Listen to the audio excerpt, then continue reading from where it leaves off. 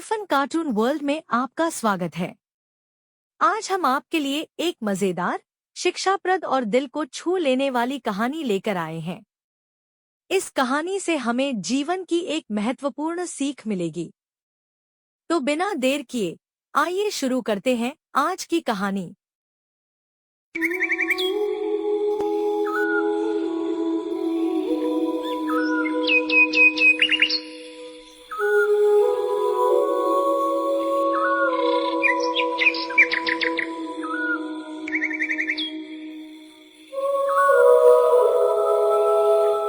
एक सुंदर नदी थी।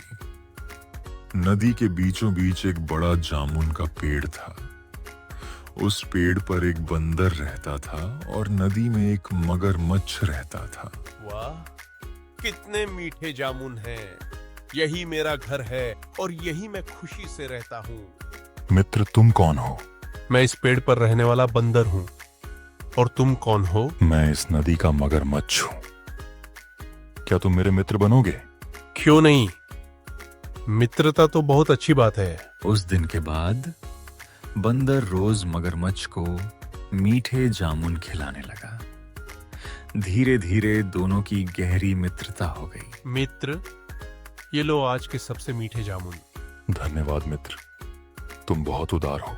एक दिन मगरमच्छ कुछ जामुन अपनी पत्नी के लिए ले गया। अरे वाह, ये जामुन तो बहुत मीठे हैं। ये मेरे मित्र बंदर ने दिए हैं। यदि वह रोज इतने मीठे जामुन खाता है तो उसका कलेजा कितना स्वादिष्ट होगा। तुम कैसी बातें कर रही हो?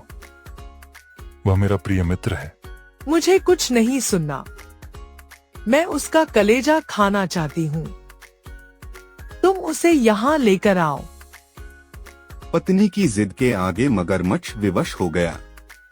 उसने बंदर को अपने घर बुलाने की योजना बनाई। मित्र, मेरी पत्नी ने तुम्हें हमारे घर भोजन पर आमंत्रित किया है।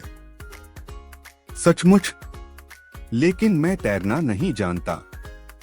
चिंता मत करो, मेरी पीठ पर बैठ जाओ। ठीक है मित्र, चलो। जब दोनों नदी के बीच में पहुंचे तब मगरमच्छ को सच्चाई छिपाना कठिन लगा। मित्र, मैं तुम्हें एक बात बताना चाहता हूँ। हाँ, कहो। मेरी पत्नी तुम्हारा कलेजा खाना चाहती है, इसलिए मैं तुम्हें अपने घर ले जा रहा हूँ। ओह, तो यह बात है। मित्र, तुमने यह बात पहले क्यों नहीं बताई? क्यों? क्या हुआ? मैं अपना कलेजा तो जामुन के पेड़ पर ही छोड़ आया हूँ। क्या तुम अपना कलेजा पेड़ पर छोड़ आए हो? हाँ, यदि तुम्हारी पत्नी को मेरा कलेजा चाहिए तो पहले मुझे पेड़ के पास ले चलो।